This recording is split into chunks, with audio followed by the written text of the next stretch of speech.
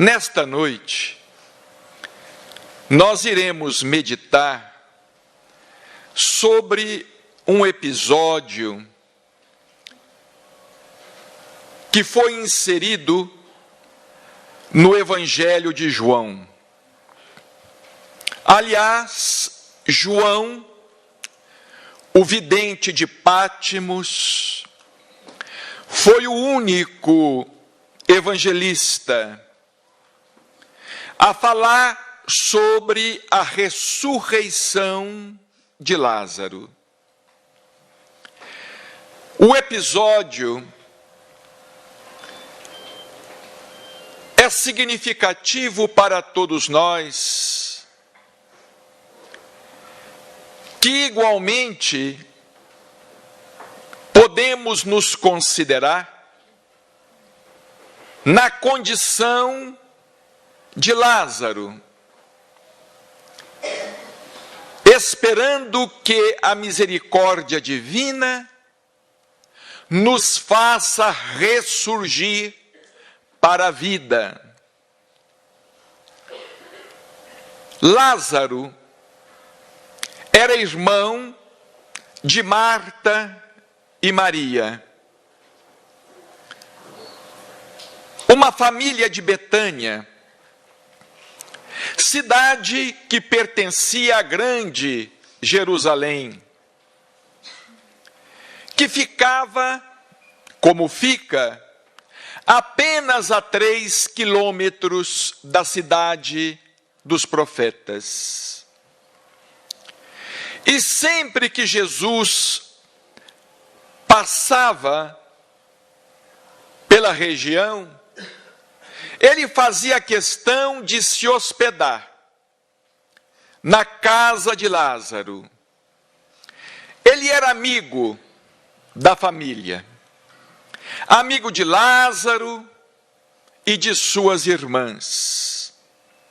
Muitas vezes, era na casa de Lázaro que ele pernoitava com alguns companheiros, e ali tomava as suas refeições, e ali pregava a boa nova. Quando ele chegava a Betânia, a alegria era geral, e todos se dirigiam à casa de Lázaro para ouvir Jesus falar sobre o reino de Deus. Em uma daquelas oportunidades, o evangelista não se esqueceu de registrar formosa lição endereçada a todos nós, porque Marta vivia sempre absorvida pelos afazeres domésticos, e Maria se postava aos pés do Cristo para ouvir a sua palavra. E certa feita, disse Jesus: Marta, Marta, estás preocupada com muitas coisas, mas só uma é necessária. E Maria escolheu a boa parte, que não lhe será tirada. Com base nesta lição, séculos mais tarde, o grande gênio da literatura francesa, Victor Hugo, escreveria a respeito de Marta e Maria, dizendo que Marta estava onde termina a terra, mas Maria onde começa o céu. Jesus passou por Betânia e se dirigiu para o território da Judéia, porque conforme Chico Xavier nos ensinava em Uberaba, Jesus pregava o evangelho em fuga. Desde os primeiros dias, ele começou a ser perseguido pelos escribas e fariseus. Desde os primeiros tempos da boa nova da terra, as trevas se movimentaram no intuito de obstruir aquela jornada de luz empreendida por nosso Senhor Jesus Cristo. Por vezes, Jesus se encontrava pregando do lado ocidental do lago de Genezaré. Quando os soldados se aproximavam, ele atravessava o lago e ia para a margem oriental, onde continuava pregando de aldeia em aldeia, sendo que raramente ele pernoitava no mesmo lugar, principalmente nos últimos meses de seu apostolado na terra. Porque Jesus pregou o evangelho dos 30 anos incompletos aos 33. Durante aproximadamente 3 anos, ele percorreu a Palestina com a mensagem da Boa Nova.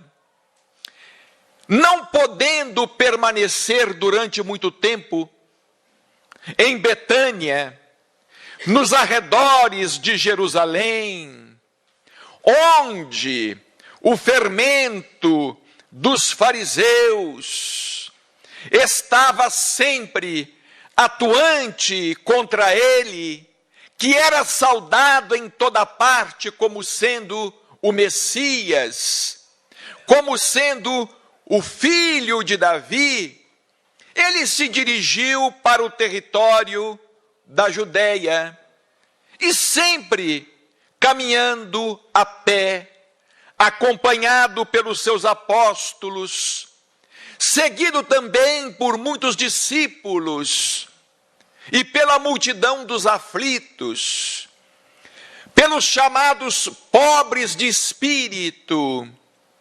Eram doentes, cegos, mudos, surdos, paralíticos, endemoniados, pessoas com fome, famintas do pão espiritual, mas também necessitadas do pão material, que por 2 vezes ele multiplicara, visando atender à fome da multidão.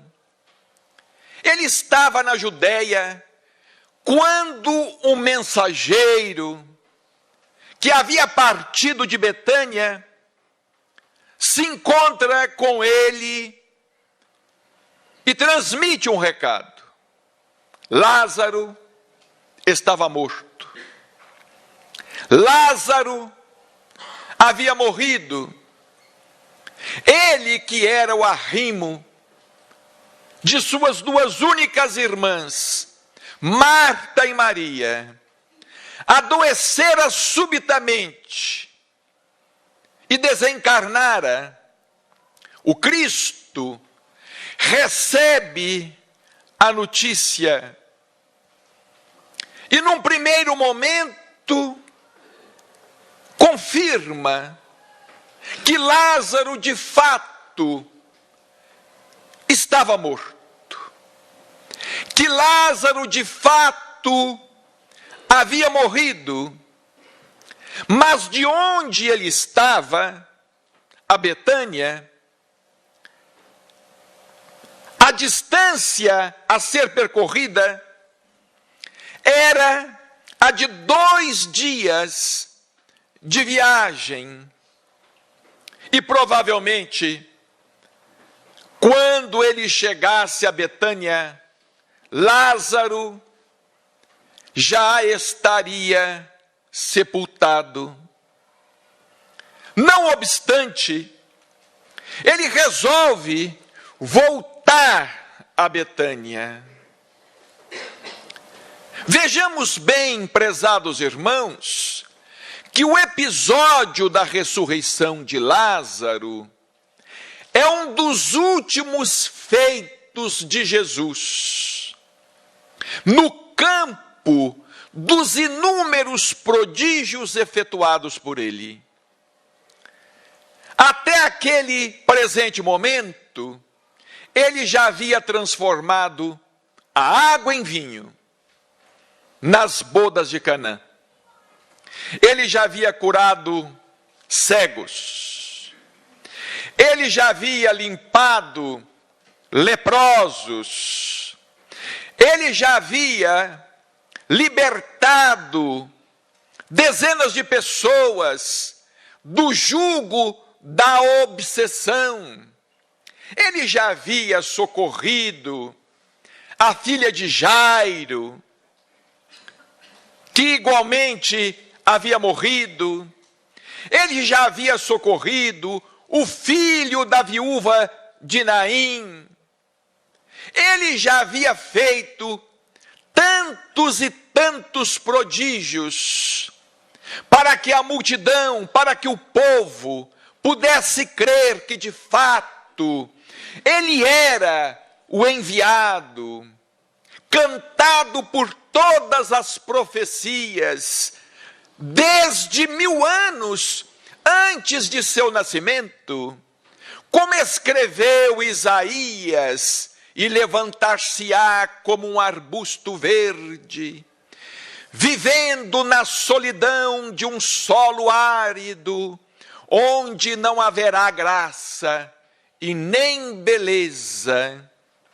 Isaías, o profeta do Senhor, 800 anos antes, falava de seu advento, do advento de que João Batista, seu primo, por parte de mãe, porque João Batista era filho de Isabel, que era prima de Maria de Nazaré. João Batista era primo de Jesus de Nazaré. João Batista se lhe faria o precursor e o último dos grandes profetas. Depois de João Batista, apenas Jesus, na condição do Messias esperado, ele resolve voltar para Betânia. Os apóstolos ficam preocupados com aquela sua decisão, porque afinal de contas, ele estava sendo perseguido nos arredores de Jerusalém, e os apóstolos o interpelam: Senhor, mas nós deixamos Betânia há tão pouco tempo, pode ser perigoso. Mas ele insistiu que deveriam voltar a Betânia, agora dizendo: Lázaro não morreu, Lázaro apenas dorme. E empreende viagem de volta. Quando ele vai se aproximando de Betânia, Marta e Maria vêm ao seu encontro, desesperadas, porque o irmão já estava sepultado há 4 dias. Há 4 dias, Lázaro havia sido sepultado. A maneira dos judeus que preparavam o corpo, os cadáveres, os enrolando em um pano de linho e lhes deitando bálsamos, e os encerrando num túmulo cavado na rocha. Ou então feito de pedra, porque os judeus não tinham hábito de sepultar os seus mortos debaixo da terra. Eles eram sepultados em túmulos naturais, em cavernas abertas nas rochas, ou em buracos que eles próprios faziam, ou então movimentando pedras pesadas. Ali é que eles sepultavam os seus mortos. Como mais tarde seria sepultado o corpo do próprio Jesus, num túmulo que pertencia a José de Arimateia. Quando Jesus vai se aproximando de Betânia, uma de suas irmãs, das irmãs de Lázaro, diz: Senhor, se estivesses aqui, o meu irmão não teria morrido. E com certeza elas sabiam o que estavam dizendo, porque Jesus levantava os doentes, curava os desenganados, realizava inúmeros prodígios, e a multidão acompanhando Cristo em expectativa. Aquela grande multidão acompanhando Cristo, para obter dele, se possível, mais uma prova. Aquela multidão, ela se assemelha muito a nós outros, que estamos sempre a pedir novas provas. Provas da realidade da vida, além da morte. Provas da existência de Deus, provas da bondade do Criador para conosco. Recebemos a bênção e queremos uma outra, e mais uma outra, e sempre na expectativa de que o alto nos favoreça, com uma revelação retumbante, para que a nossa descrença crônica finalmente se transforme em fé, pelo menos do tamanho de um grão de mostarda, capaz de dizer a uma montanha para que se movimente, e esta montanha então se movimentaria. Jesus então, num dos menores versículos do Evangelho, se não o menor, constituído apenas por 2 palavras, diz o evangelista que naquele momento Jesus chorou.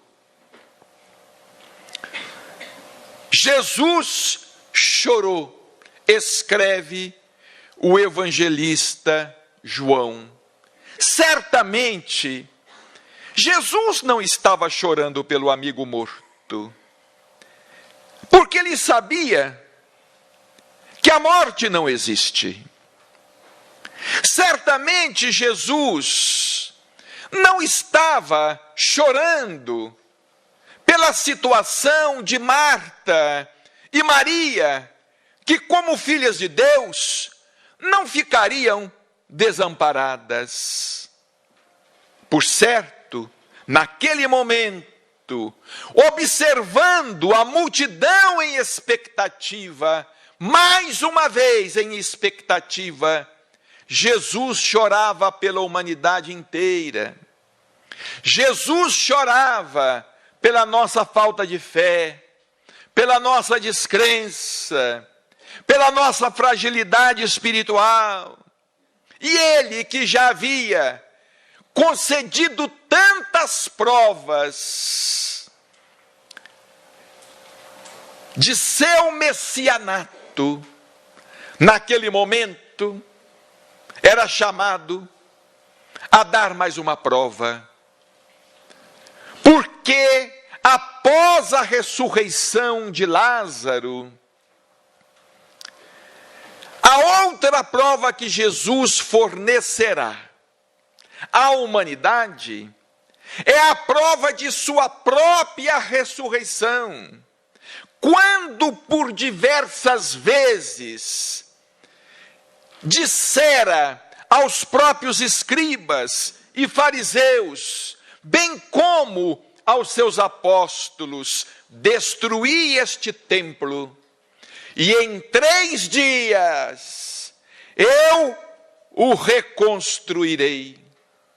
Ele estava se referindo ao templo de seu corpo, e já fazendo menção à ressurreição que aconteceria no 3º dia, num domingo de Páscoa.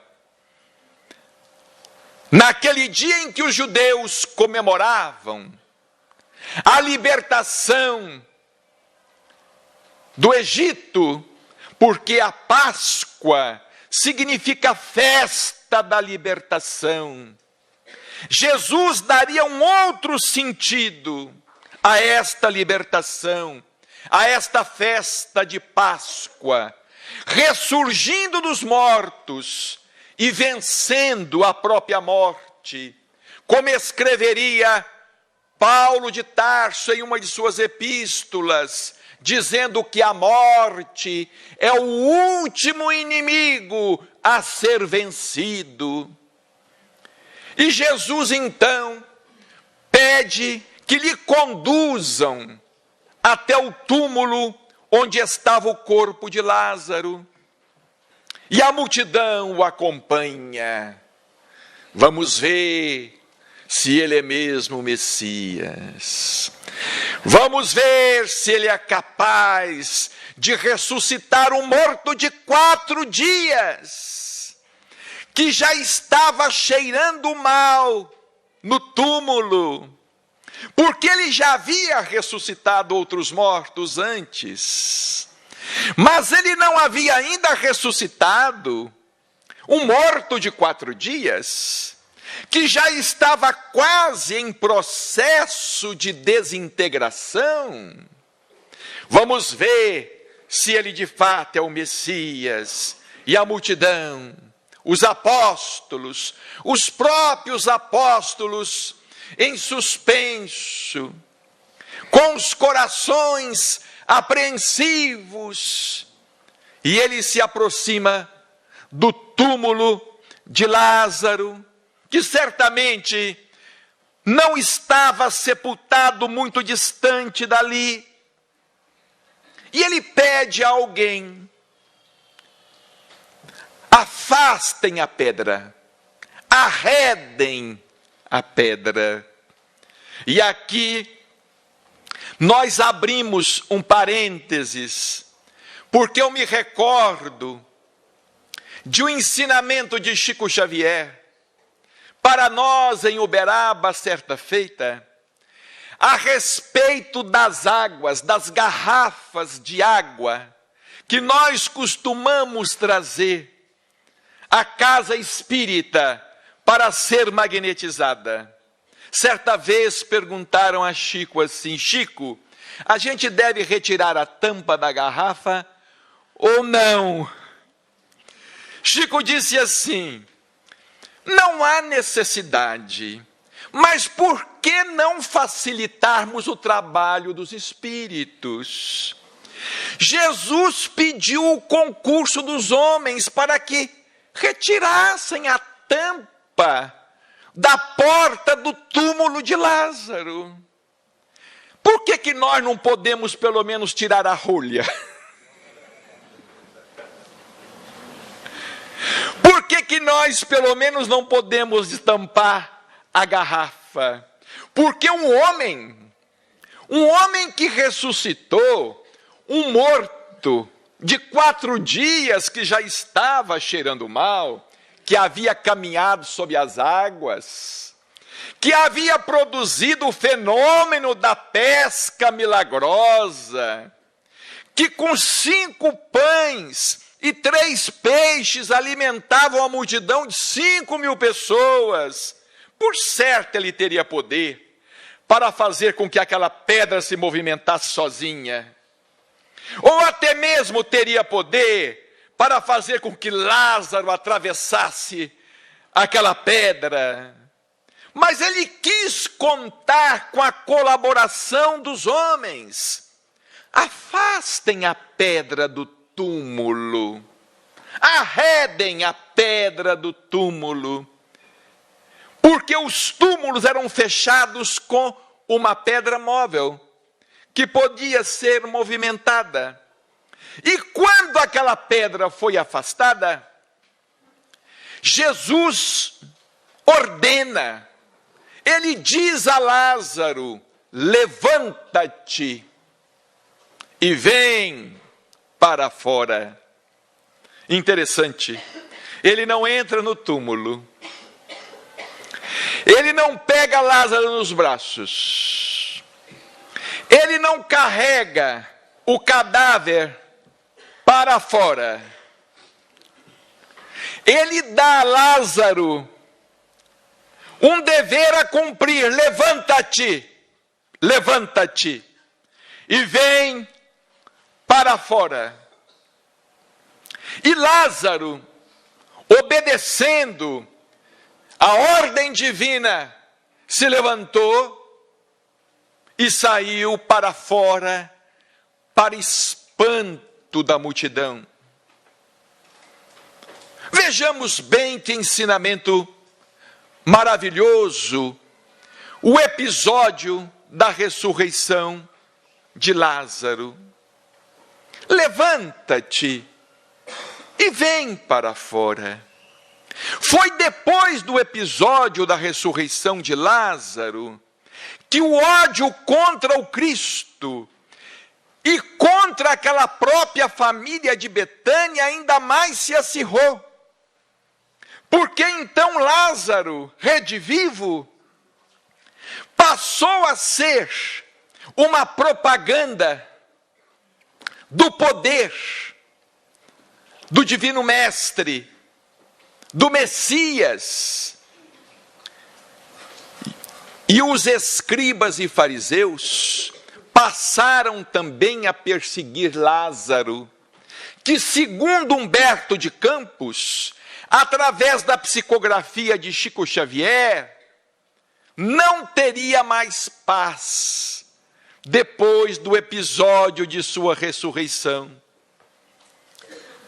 Certamente, se Lázaro soubesse o que o esperava fora do túmulo, na condição de ressuscitado, ele teria preferido continuar morto. Porque ele seria muito mais perseguido, porque ele seria apontado como o redivivo, como o ressuscitado.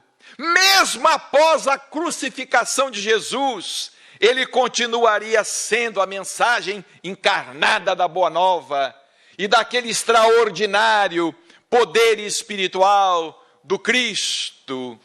Lázaro, levanta-te e vem para fora. Daquele momento em diante, a perseguição se acirra contra Jesus, porque inclusive ele seria acusado de bruxaria, de feiticeiro, de ressuscitar os mortos. Seria uma das acusações que pesaria contra o Cristo. Ele seria acusado de profanar os túmulos e de fazer ressurgir os mortos, transportando este episódio para os dias atuais. Nós podemos dizer que naquele momento, no episódio da ressurreição de Lázaro, não apenas Lázaro ressurgiu, como Jesus havia dito a uma de suas irmãs: teu irmão há de ressurgir. não se entregue ao desespero. Teu irmão há de ressurgir. Naquele momento, muitos que ali estavam mortos espiritualmente, apáticos, sem fé, vencidos, eles também ressuscitaram. Aquela multidão toda, imaginemos a cena, tentemos imaginar a cena daquela pedra sendo arredada, Lázaro saindo do túmulo, ainda todo enfaixado, sendo amparado pelas irmãs e pelos amigos, e todos em torno estupefatos, tendo aquela sua expectativa satisfeita, incapazes de dizer uma única palavra a respeito daquele feito extraordinário, que nunca havia sido feito, produzido por nenhum dos profetas. Porque Jesus, ele se fez maior que todos os profetas, evidentemente pelas suas palavras, mas também pelos seus feitos.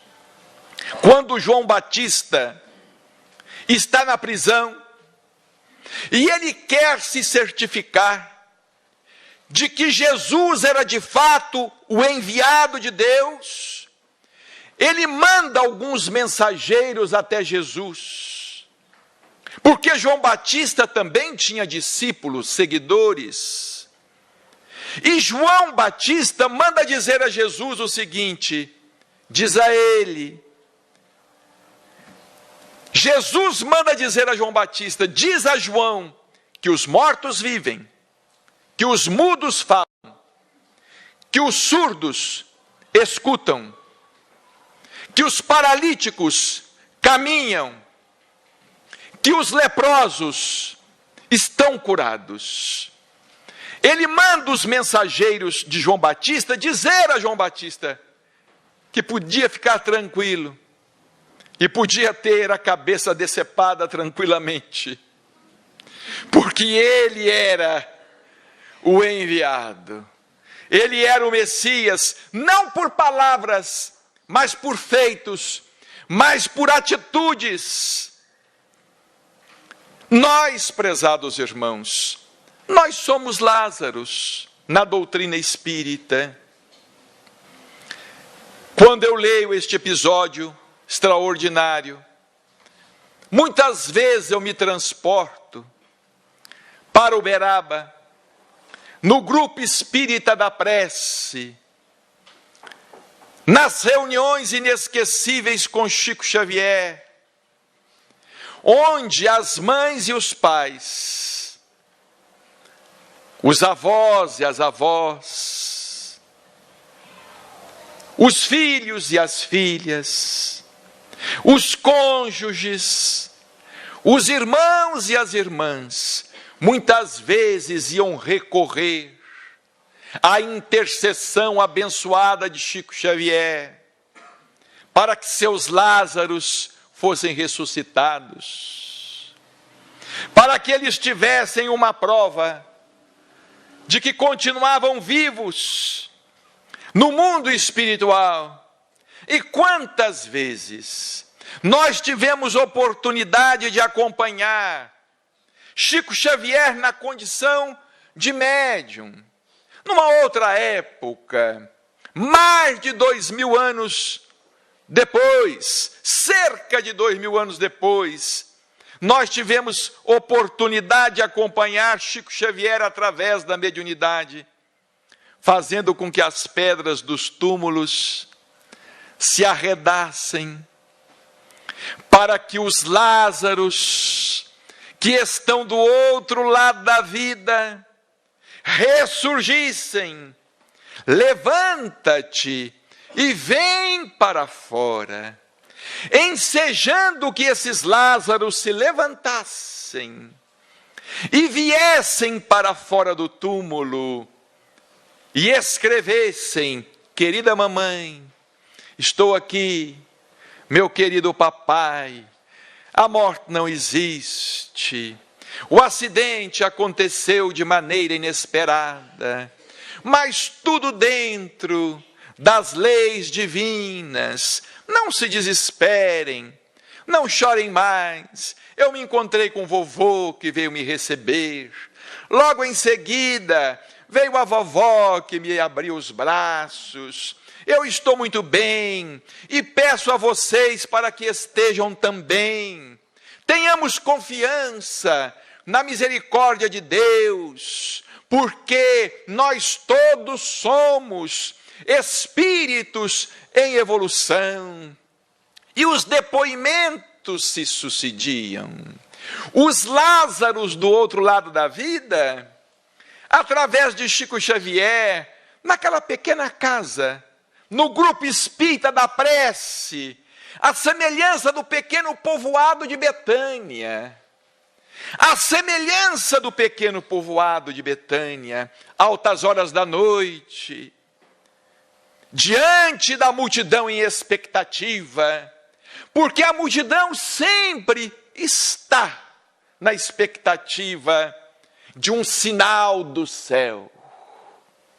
Como Jesus certa vez disse, esta geração incrédula me pede um sinal, mas eu não lhe darei outro sinal, senão que o sinal dado pelo profeta Jonas.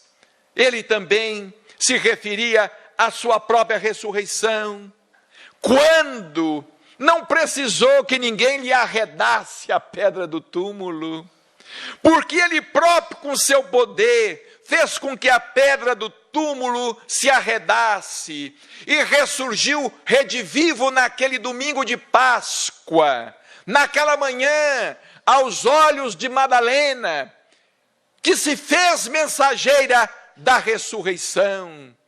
E nós assistíamos em Uberaba aqueles Lázaros redivivos ressuscitando os Lázaros enterrados no túmulo da carne, que somos todos nós.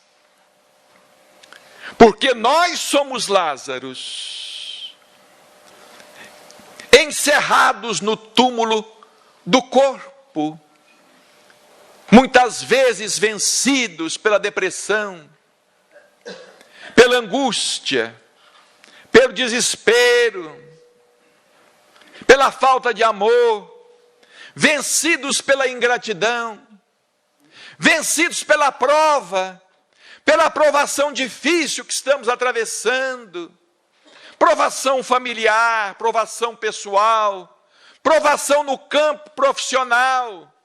Nós também somos Lázaros, esperando ouvir aquela voz: levanta-te e vem para fora.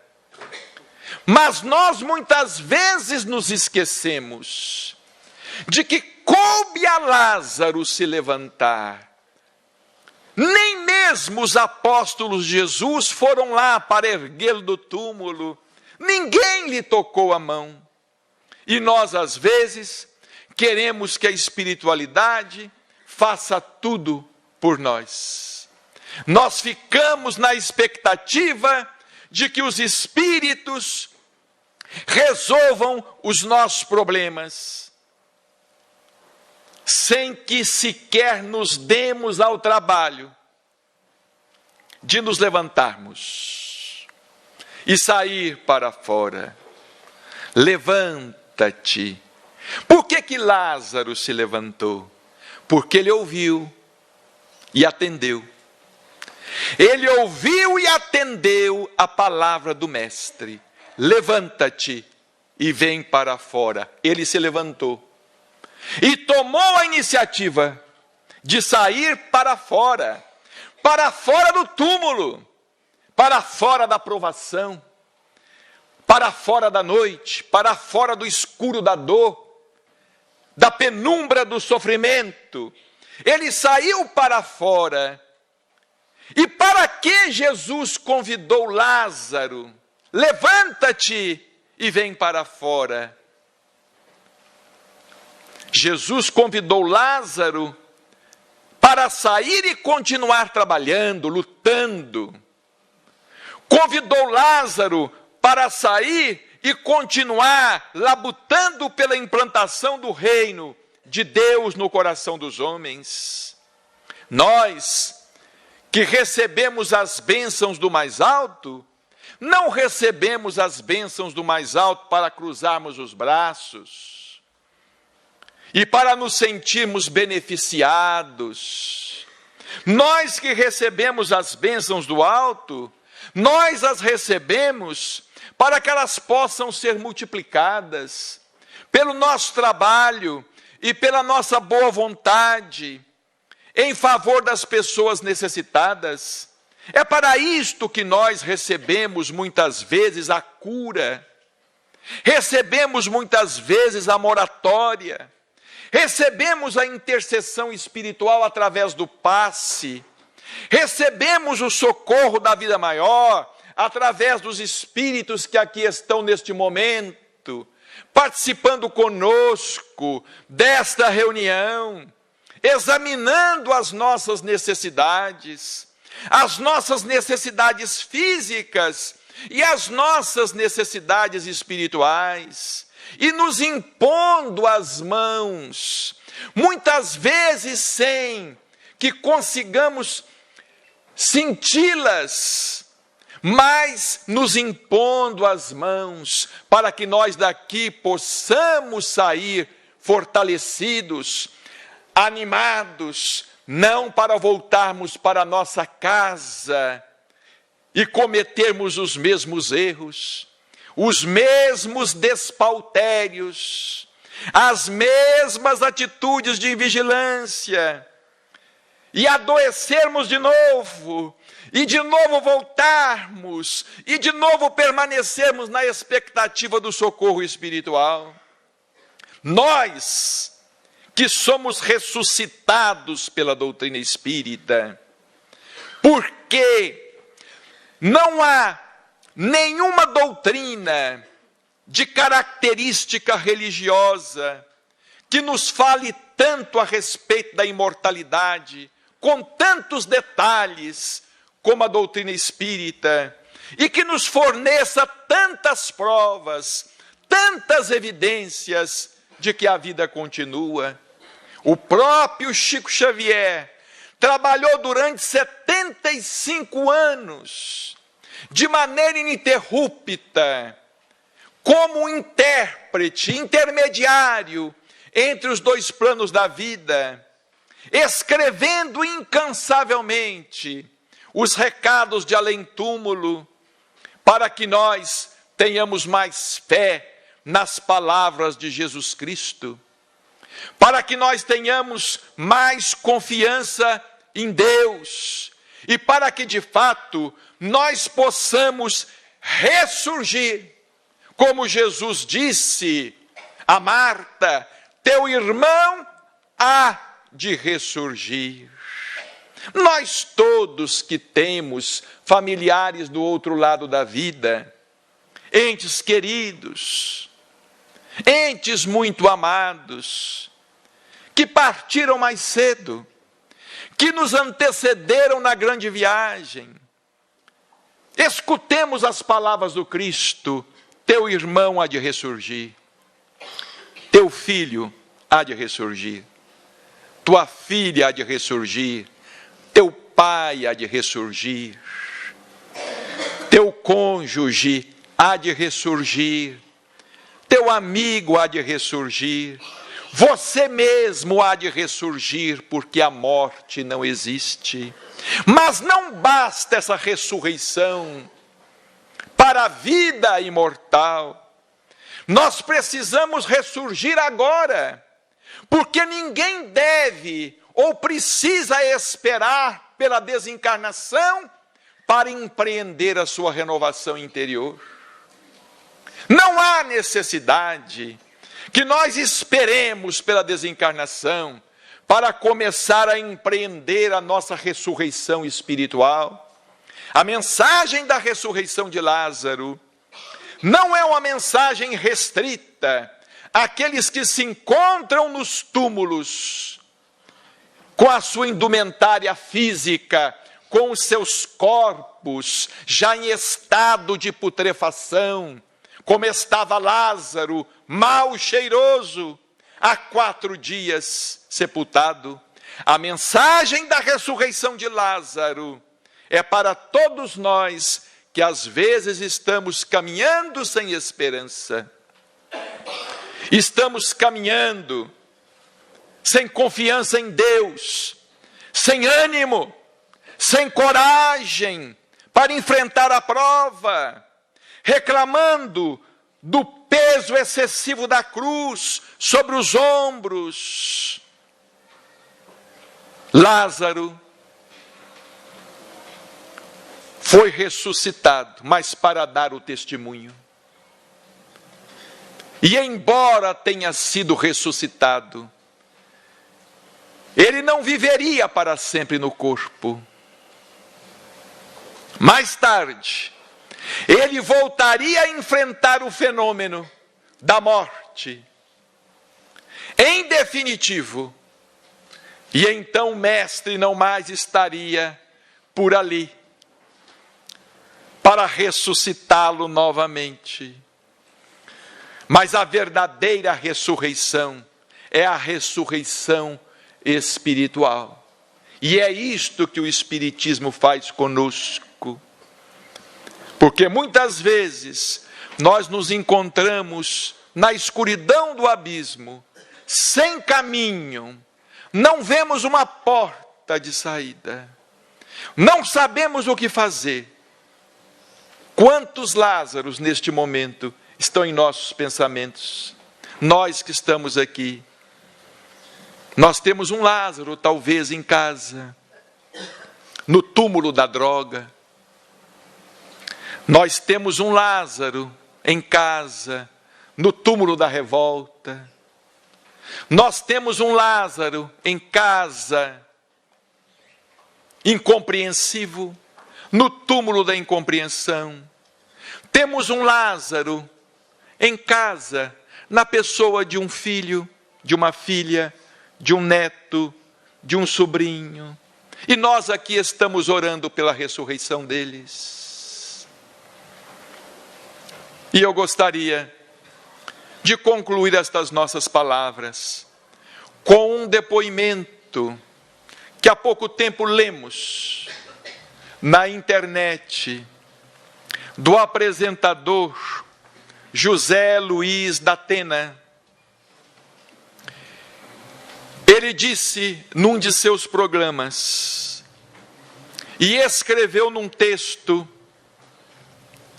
que publicou na internet, e nós tivemos oportunidade de transcrever num dos números do Jornal da Mediunidade, que é editado pela LEP de Uberaba.